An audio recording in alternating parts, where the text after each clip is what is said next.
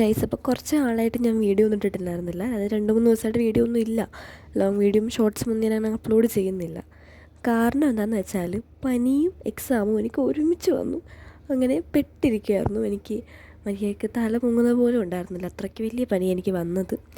ഒരു പനി കഴിഞ്ഞ ആഴ്ച വന്ന് പോയതേ ഉള്ളൂ. അടുത്ത ആഴ്ച എക്സാം ആയതുകൊണ്ട് തന്നെ വീണ്ടും ഒരു വലിയ പനി എനിക്ക് കിട്ടിയിട്ടുണ്ടായിരുന്നു. പനി മാത്രമായിട്ടല്ല വന്നിട്ടുണ്ടായിരുന്നത്, എനിക്ക് ജലദോഷവും തലവേദനയും അതുപോലെ തന്നെ നല്ല തൊണ്ടവേദനയും ഉണ്ടായിരുന്നു. ഈ വീഡിയോയ്ക്ക് വോയിസ് കൊടുക്കുന്ന ടൈമിൽ ഉൾപ്പെടെ എൻ്റെ സൗണ്ട് പോയിരിക്കുകയാണ്. അത്യാവശ്യം കുറച്ച് എനർജി ഞാൻ എടുത്തിട്ടാണ് ഇത് പിന്നെ വോയിസ് കൊടുക്കുന്നത്. സൺഡേ പഠിച്ച കാര്യങ്ങളാണ് നിങ്ങളിപ്പോൾ ഈ ക്ലിപ്പിൽ കണ്ടുകൊണ്ടിരിക്കുന്നത്. സൺഡേ ഞാൻ മോർണിംഗിൽ അക്കൗണ്ടൻസി ആയിരുന്നു നോക്കിയിട്ടുണ്ടായിരുന്നത്. മോർണിംഗ് കുറച്ച് നേരം അത് നോക്കിയ ശേഷമാണ് ഞാൻ പിന്നെ വീണ്ടും IP എടുത്തിട്ടുണ്ടായിരുന്നത്. IPക്ക് ആകെ 3 ചാപ്റ്റർ കണ്ടേ ഉണ്ടായിരുന്നുള്ളൂ. അപ്പോൾ സാറ്റർഡേ നൈറ്റ് തന്നെ ഞാൻ 2 ചാപ്റ്റർ കംപ്ലീറ്റ് ചെയ്തു. എന്നിട്ട് ബാക്കിയുള്ളൊരു ചാപ്റ്റർ സൺഡേ ചെയ്യാമെന്ന് വിചാരിച്ചിട്ടുണ്ടായിരുന്നു. പിന്നെ അന്ന് അക്കൗണ്ടൻസി കൊണ്ട് പ്രാക്ടീസ് ചെയ്യാൻ വേണ്ടിയിട്ടാണ് സാറ്റർഡേ ഇത് 2 ചാപ്റ്ററും പെട്ടെന്ന് കംപ്ലീറ്റ് ചെയ്തിട്ടുണ്ടായിരുന്നത്. പക്ഷേ ഞാൻ അധികം അക്കൗണ്ടൻസി ഞാൻ സൺഡേ നോക്കിയിട്ടുണ്ടായിരുന്നില്ല. കുറച്ച് ക്വസ്റ്റ്യൻസ് പ്രാക്ടീസ് ചെയ്തിട്ടുണ്ടായിരുന്നു. പിന്നെ ഞാൻ ഇരുന്നിട്ട് IP പഠിച്ചിട്ടുണ്ടായിരുന്നു. കാരണം IPയിൽ എനിക്ക് കുറച്ച് ടെൻഷൻ ഉണ്ടായിരുന്നു. അക്കൗണ്ടൻസിയിൽ കുറച്ച് ഓവർ കോൺഫിഡൻസ് ഉള്ളത് കൊണ്ടും കൂടിയാണ് ഞാൻ പിന്നെ കുറച്ച് മാത്രം ഞാൻ അക്കൗണ്ടൻസി നോക്കിയത്. എൻ്റെ എപ്പോഴത്തെയും ടോപ്പ് സ്കോറിങ് സബ്ജക്റ്റ് അക്കൗണ്ടൻസിയാണ്. പിന്നെ IPയിൽ എനിക്കധികം മാർക്കും അങ്ങനെ സ്കോർ ചെയ്യാൻ പറ്റാറില്ല. അപ്പോൾ ഞാൻ വിചാരിച്ചു എന്തായാലും IPക്ക് കുറച്ചും കൂടെ ടൈം കൊടുക്കാം, അങ്ങനെ ഇരുന്ന് ഞാൻ പഠിക്കുമായിരുന്നു. പക്ഷെ അത് വേണ്ടായിരുന്നു, ഇത്രയും എടുക്കേണ്ട ആവശ്യമുണ്ടായിരുന്നില്ല. കാരണം IPയുടെ എക്സാം അത്രയ്ക്ക് ഡിഫിക്കൽട്ടായിരുന്നില്ല. പക്ഷേ അക്കൗണ്ടൻസിയുടെ അത് ഏറ്റവും ഡിഫിക്കൽട്ട്, ഞാൻ എഴുതിയതിൽ വെച്ച് എനിക്ക് ഏറ്റവും ഡിഫിക്കൽട്ടായിട്ടുള്ള പേപ്പർ അക്കൗണ്ടൻസി ആയിരുന്നു. എൻ്റെ എക്കണോമിക്സ് കഴിഞ്ഞിട്ടുണ്ട്, ബിസിനസ് കഴിഞ്ഞിട്ടുണ്ട്, IP കഴിഞ്ഞിട്ടുണ്ട്, അക്കൗണ്ടൻസി കഴിഞ്ഞിട്ടുണ്ട്. അപ്പോൾ എക്കണോമിക്സിൽ എക്സാമിൽ നമ്മൾ കയറി തന്നെ ലേറ്റായിട്ടായിരുന്നു. അതുകൊണ്ട് തന്നെ അധികം ടൈം എനിക്ക് കിട്ടിയിട്ടുണ്ടായിരുന്നില്ല. ഉള്ള ടൈമിൽ റീഡിങ് ടൈം കഴിഞ്ഞിട്ടാണ് ഞങ്ങൾ എക്സാമിൽ എൻ്റർ ആയിട്ടുണ്ടായിരുന്നത്. അതുകൊണ്ട് തന്നെ ഒട്ടും തന്നെ മര്യാദയ്ക്ക് എനിക്ക് എഴുതാൻ പറ്റിയിട്ടുണ്ടായിരുന്നില്ല. പിന്നെ ബിസിനസ് വലിയ കുഴപ്പമുണ്ടായില്ല, തിയറി ആണല്ലോ, നമുക്ക് എഴുതാൻ പറ്റും, വലിയ കുഴപ്പമില്ല. പക്ഷേ എക്കണോമിക്സ് ചതി പറ്റിയിട്ടുണ്ടായിരുന്നു. പക്ഷേ എക്കണോമിക്സിനെക്കാട്ടും മോശമായിട്ട് ഞാൻ എഴുതിയ എക്സാം അത് അക്കൗണ്ടൻസിയാണ്. അക്കൗണ്ടൻസിയിൽ എനിക്ക് മൊത്തത്തിൽ അങ്ങോട്ട് കിളി പാറി ഇരിക്കുമായിരുന്നു ഞാൻ. ഫൈനൽ എക്സാം എപ്പോഴാണെന്ന് സാറ് പറഞ്ഞിട്ടുണ്ടായിരുന്നു. 3 മാർച്ചിനാണ് ഞങ്ങളുടെ ഫൈനൽ എക്സാം തുടങ്ങുന്നത്. എൻഡിങ് ഡേറ്റ് അറിയാൻ പാടില്ല, ടൈം ടേബിളൊന്നും തന്നിട്ടില്ല. പക്ഷേ സാറ് പറഞ്ഞതേ ഉള്ളൂ ഡേറ്റ് ഞാൻ കൂടി ഇപ്പോഴേ.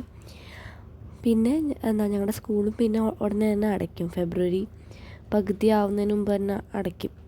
സ്റ്റഡി ലീവും കാര്യങ്ങളൊക്കെ തരണമല്ലോ. ഈ കാണുന്നത് മൺഡേത്തെ വ്ളോഗാണ്. മൺഡേ ഞാൻ അക്കൗണ്ടൻസി എക്സാമിന് വേണ്ടി പ്രിപ്പയർ ചെയ്തുകൊണ്ടിരിക്കുന്നതൊക്കെയാണ്. അക്കൗണ്ടൻസിക്ക് വേണ്ടിയിട്ട് ഞാൻ കുറേ ടൈം ഇൻവെസ്റ്റ് ചെയ്തിട്ടുണ്ടായിരുന്നു. രാവിലെ നേരത്തെ എഴുന്നേറ്റിട്ടുണ്ടായിരുന്നു. എന്നെക്കൊണ്ട് ഒട്ടും പറ്റാത്ത കാര്യമാണ് രാവിലെ നേരത്തെ എഴുന്നേക്കൽ.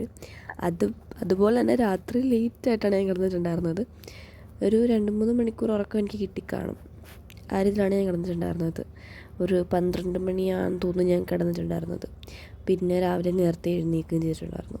അത് എനിക്കിപ്പോഴും ഒരു അത്ഭുതമാണ്. ഞാനങ്ങനെ എഫേർട്ടൊന്നും എടുക്കുന്ന ഒരാളല്ല രാവിലെ നേരത്തെ എഴുന്നേൽക്കൽ. ബോർഡ് എക്സാം സമയത്താണ് ഞാൻ പിന്നെയും അങ്ങനത്തെ കാര്യമൊക്കെ ചെയ്തിട്ടുണ്ടായിരുന്നത്. അങ്ങനെ നേരത്തെ എഴുന്നേറ്റ് ഞാൻ പഠിച്ചിട്ടുണ്ടായിരുന്നു. പക്ഷേ ഇതിലൊന്നും വലിയ കാര്യമില്ല. സത്യത്തിൽ ഞാൻ ചെയ്യേണ്ടിയിരുന്നൊരു കാര്യം എന്താണെന്ന് വെച്ചാൽ നേരത്തെ തൊട്ടേ ഈ ക്വസ്റ്റ്യൻസും കാര്യങ്ങളൊക്കെ പ്രാക്ടീസ് ചെയ്യണമായിരുന്നു. ഓരോ ക്വസ്റ്റ്യൻസും ഇങ്ങനെ ഡെയിലി പ്രാക്ടീസ് ചെയ്യുകയാണെങ്കിൽ വലിയ കുഴപ്പമില്ല. എല്ലാം കൂടെ അവസാന നിമിഷം ഇങ്ങനെ മഗ്ഗപ്പ് ചെയ്തെടുക്കൽ നടക്കുന്ന കാര്യമല്ല. നമുക്ക് റെഗുലർ പ്രാക്ടീസ് ഇല്ലാണ്ട് അക്കൗണ്ടൻസി ശരിയാവില്ല. അപ്പോൾ ഇതെനിക്കറിയാമായിരുന്നു. പക്ഷേ ഇത്രയും ഡിഫിക്കൽട്ടായിട്ട് എനിക്ക് വരുമെന്ന് എനിക്ക് ഇപ്പോഴാണ് മനസ്സിലായത്. എല്ലാവർക്കും ഡിഫിക്കൽട്ടായിട്ടൊരു പോർഷൻ ഉണ്ടായിരുന്നു, റെക്ടിഫിക്കേഷൻ ഓഫ് എറർ എന്ന് പറഞ്ഞിട്ടുള്ളത്. അതെനിക്ക് ഞാൻ നേരത്തെ പ്രാക്ടീസ് ചെയ്ത് തുടങ്ങിയതുകൊണ്ട് തന്നെ അതെനിക്ക് ഭയങ്കര എളുപ്പമായിരുന്നു. ഡിപ്രീസിയേഷൻ ഞാൻ വല്ലാണ്ട് നോക്കിയിട്ടുണ്ടായിരുന്നില്ല. കാരണം എനിക്ക് അത്യാവശ്യം ഡിഫിക്കൽട്ടായിട്ടുള്ള പോർഷനായിരുന്നു. പക്ഷേ വന്ന ക്വസ്റ്റ്യൻ ഭയങ്കര എളുപ്പമായതുകൊണ്ട് തന്നെ എനിക്കത് കിട്ടിയിട്ടുണ്ടായിരുന്നു. എനിക്ക് പണി കിട്ടിയിട്ടുണ്ടായിരുന്നത് ട്രേഡിംഗ് അക്കൗണ്ടിലായിരുന്നു. ട്രേഡിങ്ങും പിന്നെ പ്രോഫിറ്റ് ആൻഡ് ലോസ് അക്കൗണ്ട് അതായിരുന്നു. അത് ഞാൻ എന്തൊക്കെയോ കാണിച്ച് വെച്ചിട്ടുണ്ട്. എനിക്കറിയില്ല, എനിക്ക് ബാലൻസും ആവുന്നില്ല, ബാലൻസ് ഷീറ്റ് ടാലി ആവുന്നില്ല, പിന്നെ ട്രയൽ ബാലൻസും ടാലി ചെയ്തിട്ടുണ്ടായിരുന്നില്ല. എനിക്ക് ഇതൊന്നും ടാലി ആവാത്തതിൻ്റെ നല്ല ദേഷ്യം വരുന്നുണ്ടായിരുന്നു. പക്ഷേ ഞാൻ നമ്മൾ എഴുതേണ്ട ആ ഒരു പ്രോപ്പർ വേയിലാണ് എഴുതിയിട്ടുണ്ടായിരുന്നത്. അത്യാവശ്യം മിക്ക കാര്യങ്ങളും എൻ്റെ കറക്റ്റാണ്. ഞാൻ ഒന്നെങ്കിൽ കൂട്ടിയതിൻ്റെ മിസ്റ്റേക്കാണ്, അല്ലെങ്കിൽ ക്രെഡിറ്റ് ചെയ്തേക്കും ഡെബിറ്റ് ചെയ്തേക്കും കൂടെ എവിടെയോ മാറിപ്പോയിട്ടുണ്ട്, സൈഡ് എന്തോ മാറിപ്പോയിട്ടുണ്ട്. അങ്ങനെ എന്തൊക്കെയോ ഒരു മിസ്റ്റേക്ക് ഉണ്ട്. അപ്പോൾ ടാലി എന്തായാലും ആവുന്നുണ്ടായിരുന്നില്ല. പിന്നെ നമുക്ക് സ്റ്റെപ്പിനൊക്കെ മാർക്ക് കിട്ടുന്നുള്ളതുകൊണ്ട് തന്നെ ഞാനത് വിട്ടു. 6 മാർക്കിനൊക്കെ നല്ലപോലെ ക്വസ്റ്റ്യൻസ് വന്നിട്ടുണ്ടായിരുന്നു. 6 മാർക്കിന് ഞങ്ങൾക്ക് ട്രയൽ ബാലൻസ് ചോദിച്ചിട്ടുണ്ടായിരുന്നു, പിന്നെ ഈ ഒരു എൻട്രി ചോദിച്ചിട്ടുണ്ടായിരുന്നു, അതുപോലെ റെക്ടിഫിക്കേഷൻ ഓഫ് എറർ ചോദിച്ചിട്ടുണ്ടായിരുന്നു. ഇത് 3 ചോദിച്ചിട്ടുണ്ടായിരുന്നു. ഡിപ്രീസിയേഷൻ ചോദിച്ചു, ബാക്കി ഇത് മൂന്നും അങ്ങനെ 6 മാർക്കിന് വെച്ചിട്ടുണ്ടായിരുന്നു. അപ്പോൾ അതെനിക്കറിയാൻ പാടില്ല. റെക്ടിഫിക്കേഷൻ ഓഫ് എററിൻ്റെ 6 മാർക്ക് കിട്ടുമെന്ന് എനിക്കൊരു ഉറപ്പുണ്ട്. മറ്റേ രണ്ടിൻ്റെ 6 മാർക്ക് കംപ്ലീറ്റ്ലി കിട്ടത്തില്ലെങ്കിലും ആ ഒരു സ്റ്റെപ്പിന് മാർക്ക് കിട്ടും, ആ ഒരു പ്രതീക്ഷയുണ്ട്.